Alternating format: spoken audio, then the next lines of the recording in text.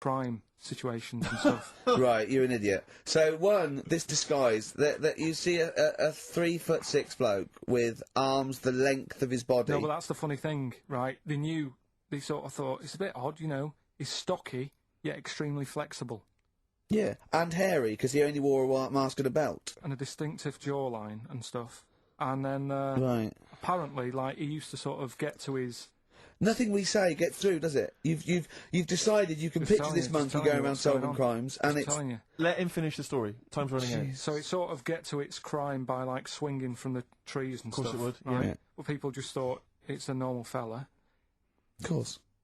Then what happened was, This is the bit that's going to annoy me, isn't it? he helped some fellas out, like, you know, and for a reward, they were like, do you want some money? You know, you've helped save our lives during a crime and stuff. Do you want some money in that?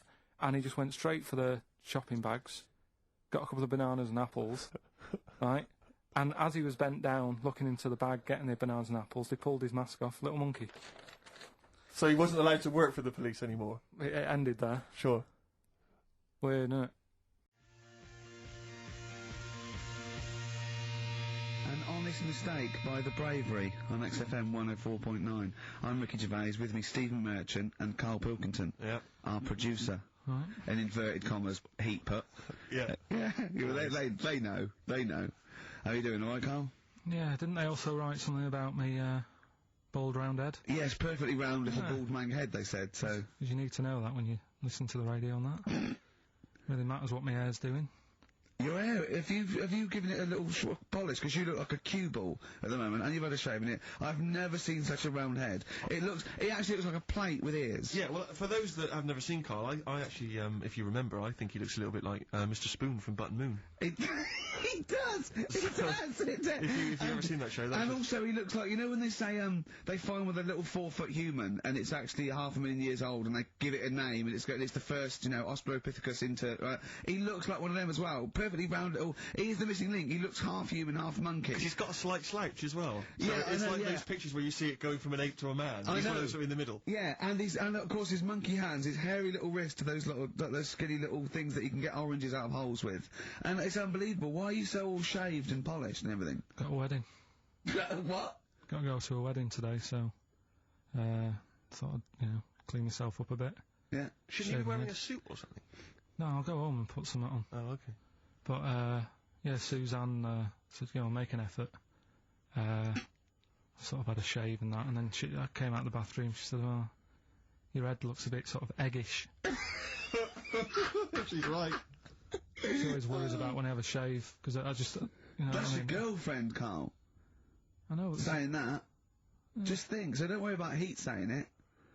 The funny thing is, it's Boyd Hilton, I think, of Heat that wrote it. And he's got a little bald head. Yeah, no, don't slag him off. Yeah, but on the end of his review, does it say, you know, written by Baldy Boyd? No, because it doesn't matter, it's a magazine. Don't worry about it. Looking forward to the wedding? A bit boring, isn't it? But you've got to do it. They've not been listening. Should we do a shot? No, it'll be a great day for them, but I know what will happen. Suzanne will see, you know, all the fuss and that, and then she'll get ideas, and I'll have to let her down and all that. Why is it you don't want to get married again? I always forget. It's just... Who's it for at the end of the day? I've been with Suzanne for 11 years, right? Sure. We're happy. Well, I am. That's what counts. You're never happy. I am. I'm alright. Yeah, no, I know you're happy with Suzanne and everything, but apart from that, you're never happy. You are the most grumpy, moany thing in the world. I mean, I get annoyed, but I'm always happy. I was annoyed here, I was happy coming here, but there was a bloke behind me walking and scuffing his feet. He had a pair of those stupid skulls on, and he was clicking and scuffing. Wear some shoes, you don't have to click. Pick your feet up. Flip-flops annoy me. You know? But I'm happy, I'm just annoyed. You are just like, oh, the world's on me. It's rubbish, this. I know the world's great, it's just sometimes people annoy me by being there. You know? But, Steve said I should be locked in one of those towers that princesses used to be locked in fairy tales, because everything annoys me. But you're grumpy. I'm not, I'm alright. Oh, right, okay, listen, we better play a record, soon, but, coming up, Steve, I went away with Carl. Okay. Interesting. It was a little present from Jane. It was a golfing day, and I could take someone. Took Carl. It was a brilliant day, absolutely brilliant. But it ended with us sort of drinking and chatting, and me saying, "Right, I'm going to bed," because Carl said the most ridiculous thing he has ever said. Think of that. That's something. Oh, sometimes, Carl, I think you're on another planet. He's the only one.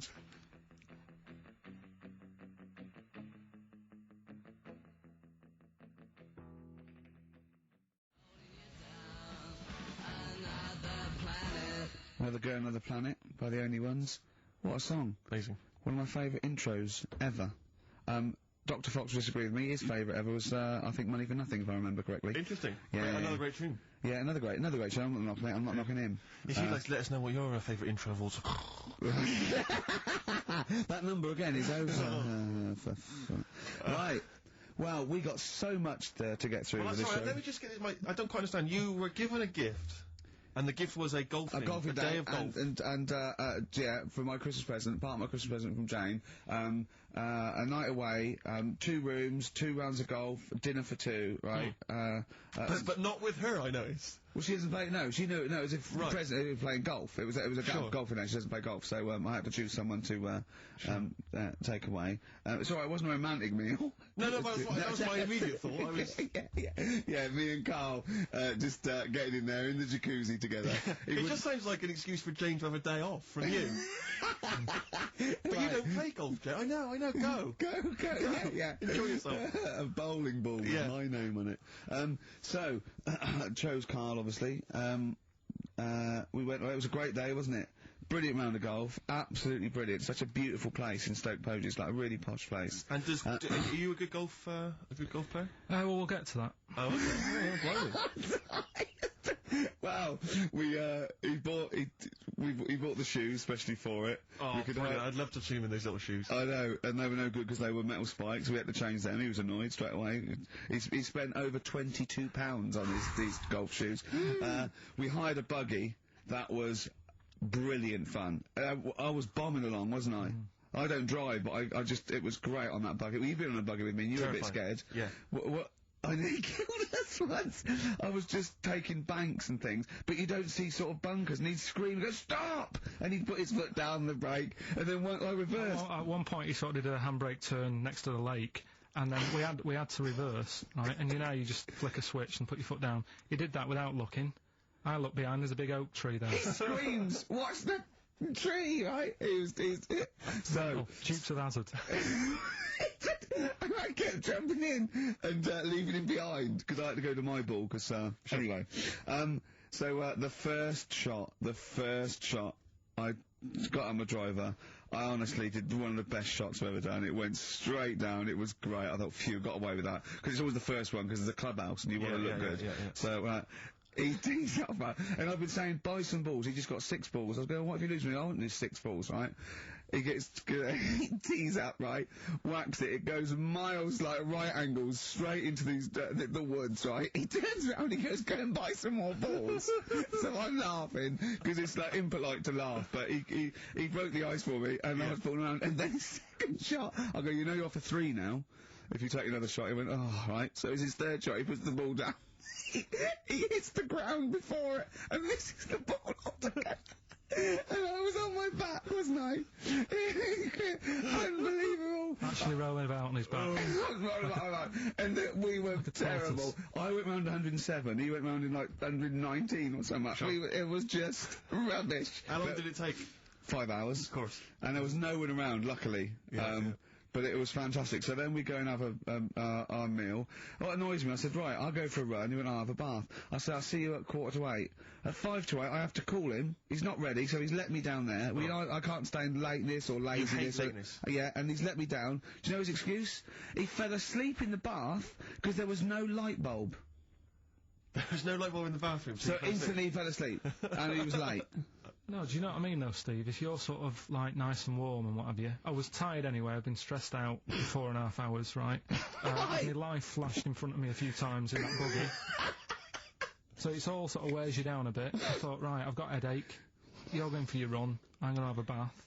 I walk in, put the light on. For some reason it didn't come on, but I thought, it's alright. I'll just, you know, doesn't matter. You can have a bath in the It's dark. summer, so it's light anyway. Well, there's no windows in the bathroom, so yeah. So you were in the darkness. So I'm in the darkness. I nod off because I'm shattered. He calls up, hassling me.